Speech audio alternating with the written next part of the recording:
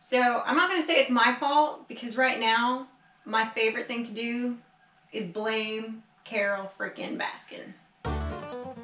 I think it's her fault. You guys think so? Hashtag Tiger King. Hey guys, welcome to TCR. Sid here. Thanks for clicking on the video. We're going to do a little cooking today. So right now I've got an abundance of eggs. A lot of eggs. And I'm going to show you a cool thing that you can do with them to keep your eggs nice and cool.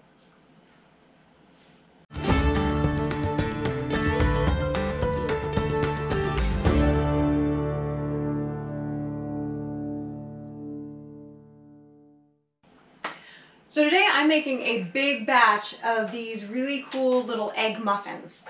They're basically like a mini quiche. You can do them with or without some of the ingredients I'll be using today, but this is one of the ways that I like to do it. These silicone muffin tins are my favorite thing to use for these because you don't have to put any oil in them. You don't have to put any paper in them. They're just literally, the eggs will pop right out, just like with a lot of things that you make in these biscuits, anything, they'll just pop right on out. You do have to put them on a baking tray because when you try to take these in and out of the oven with liquid in them, woo, good luck with that, right? But they're easy to clean and easy to use, so they're great. So the first thing I'm gonna do is I'm gonna go ahead and preheat my oven. And I'm gonna do it at 400. And I'll be doing 3 trays at a time. I might have to actually let a set cool and start again, but that's okay, we can make that work. So I've got about 40 eggs in here right now. And I'm gonna whip these up. I'm making a big batch, obviously. We've got an abundance of eggs right now. And right now with everybody kind of being home and, you know, looking for things to do, especially if you have chickens right now, this is a great little thing you can do. Have some meal prep going on, have some easy things that the kids can pull out and pop out. You can stick it in the fridge to defrost it. You can reheat them in the oven, or if you want to do it in the microwave, you can. That's not my favorite way to do it, but you can do it that way. And you can use whatever seasonings you like. And again, if your kids don't like cheese, if your kids don't like the quiche texture, if you want to make it more just like a true scrambled egg, leave out the milk that I'm going to add and leave out the cheese. You don't have to add that. I'm going to be using oat milk. In this, just a little bit, got one yolk that I'm chasing around in here. Isn't that fun? I've got some salt, some pepper, and garlic powder, and a little bit of everything bagel spice, which I know sounds weird, but if you haven't tried it, the everything bagel spice is kind of neat. It's got sesame seeds in it and onion flakes and garlic. It's basically like everything that you get on an everything bagel in a little spice cup, so it's kind of cool. So I'm going to add that in here, and I'm going to throw that on the counter. So again, the seasonings, you're seasoning it to taste. So if you're doing a smaller batch, if you're only doing 10 eggs or a dozen eggs or 20 eggs, you can't screw these up is my point. You can add a little more liquid, a little less liquid. Don't make it too liquidy, obviously. I'm using about a cup for about 40 eggs. So if you're doing, you know, back off your liquids or omit your liquids depending on how many eggs you're doing and the consistency that you want. So I'm going to go ahead and add about a cup.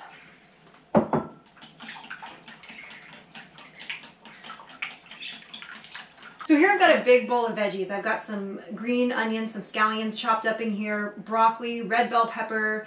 I put some mushrooms, kale, some mixed greens. And you can use whatever you have available.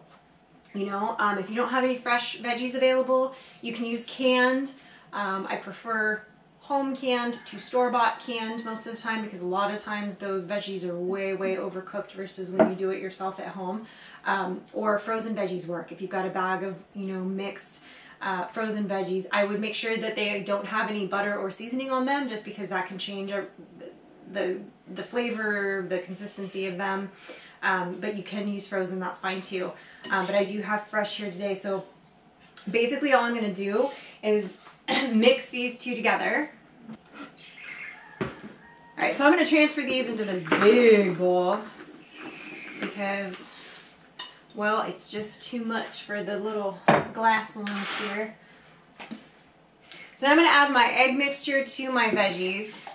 I'm just going to pour it right on in. And I'm just going to kind of mix these in with the eggs. Mix all those veggies in, all the seasonings you have in there. Get all those veggies fully coated with the slime. Get all the egg snot all over it. Right? Now I'm going to mix in some Dia cheddar cheese and some Dia mozzarella cheese, which is non-dairy, for those of you who don't know. Dairy and I don't get along very well, so sometimes we use substitution. I'm going to do a little bit in, and I'm saving the rest for the top.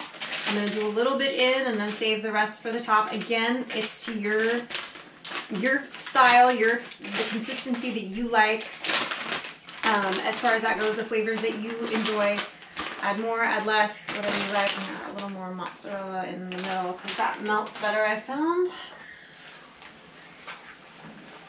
And this will also kind of thicken it up a little bit more for you once you add the cheese. Even if you add regular cheese, it will still work. Kind of thickening it up for you.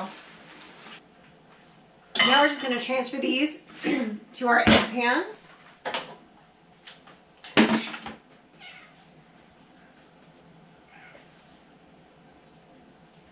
Let's see how neatly I can do this. But see, these will just pop right out, and I try not to get it all over. You can wipe it off, of course. This is my, this ladle that I'm using is actually on our Amazon store. This is what we use too for, this thing comes in handy for a lot of stuff, let me tell you. We use it for when we're canning to fill the jars so that it doesn't get all over the place. And because it's got a little kind of spout on the side almost. Oh, that had a lot of lettuce in it right there, didn't it? That's all right. Just poke it on in there. But these are great because we can cook these. These are nice little healthy snacks. Like right now with the kids being home so much or your husband being home a lot and them constantly, you know, going for maybe things that are not as healthy because they're home and they're bored and you don't want them eating, you know, obviously rule number one is if you don't want them to eat it, don't buy it and bring it into the house. Okay? But I know sometimes our spouse maybe isn't as careful about buying things that are as healthy as maybe we are as moms or vice versa as dads. You know, maybe one adult in the family is a little more laid back and buys them the sugar puffs or buys them the chips or whatever.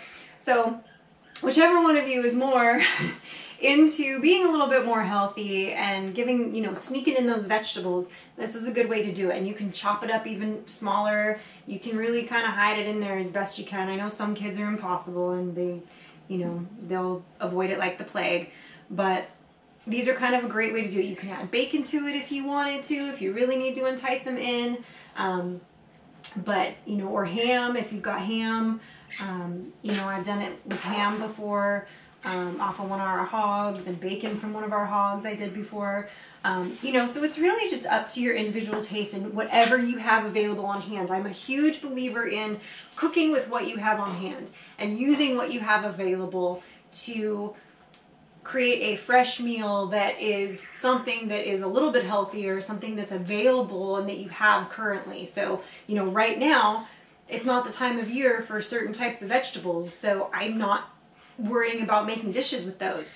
I'm using what I have, what's available. I've got, you know, kale and Swiss chard, which I didn't pull today because I had extra kale. But you know, there's lots of things that you can cram in here to get a lot of veggies in to your kid or your spouse without them necessarily really focusing on the fact that they're getting vegetables, because it's kind of like tricking them with the egg and the cheese, you know, especially if you do a nice layer of the cheese on top, they'll never know. And apparently my oven's ready, so I better speed up. Okay, so now I've got them all in the cups. I'm just going to put a little bit of cheese on the top of each one here. And don't worry if there's grains sticking up. These will wilt. They will kind of puff up. The eggs will puff up around it. So it's not like crucial. They, you know, they don't have to, they'll sink back in. They'll puff back up.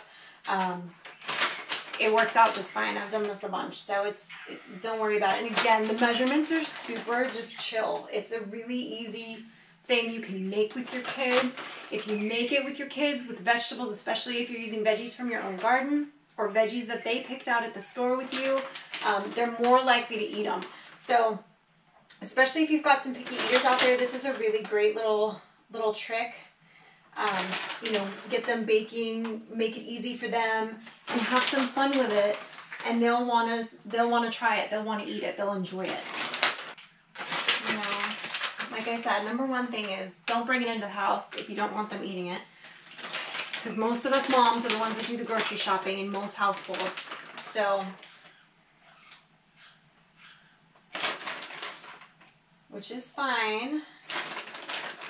But that means that if you're bringing home the sweets because you say it's all they'll eat, last time I checked, your kid doesn't have a driver's license and they can't go to the store and get their own junk food.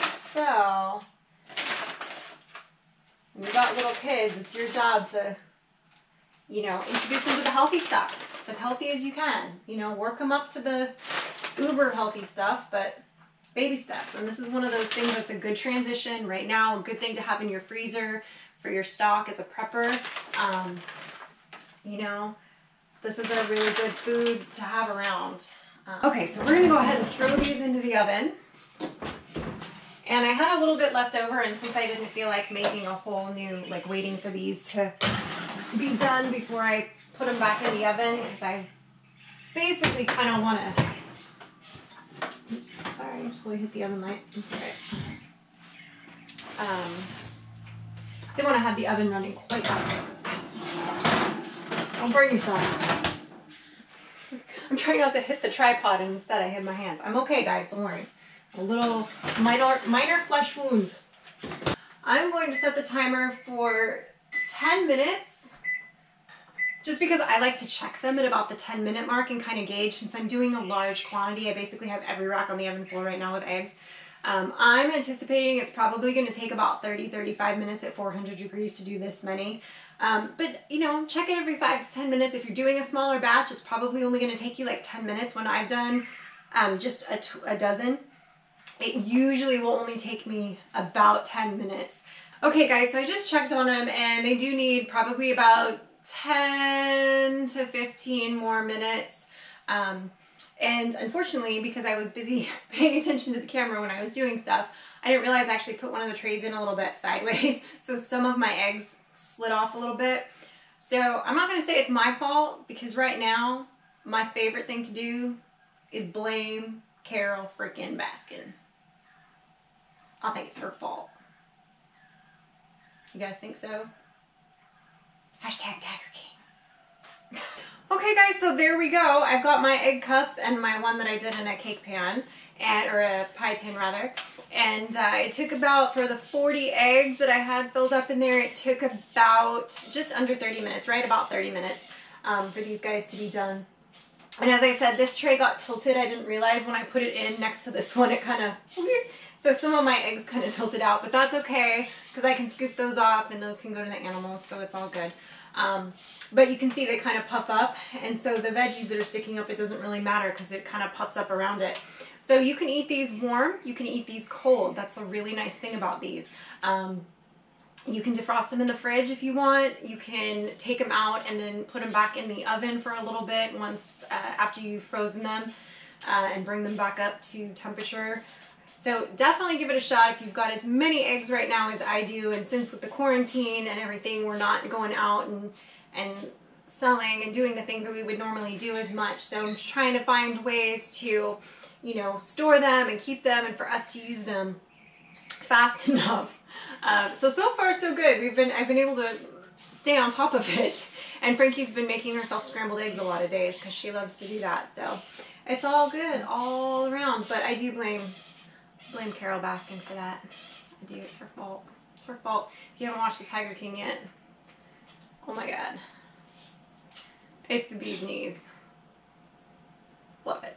Anyway, it's like the best train wreck that you didn't know you needed in your life. Like, it is such a good distraction right now.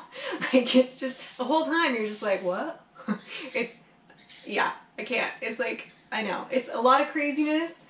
For those of you that watched it that know, or some people I know have said they couldn't get past the first episode or the first few minutes, but oh my god, it's like such a good train wreck. It's just a good deviation from all the seriousness right now to have a little bit of like, what? It's kind of It's kind of good. Thanks for watching, guys.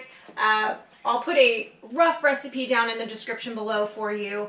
And again, it's a rough kind of recipe that you can kind of mix how you want. No rules, just right. You know, it's all good. Don't forget to like the video, guys. Subscribe to the channel.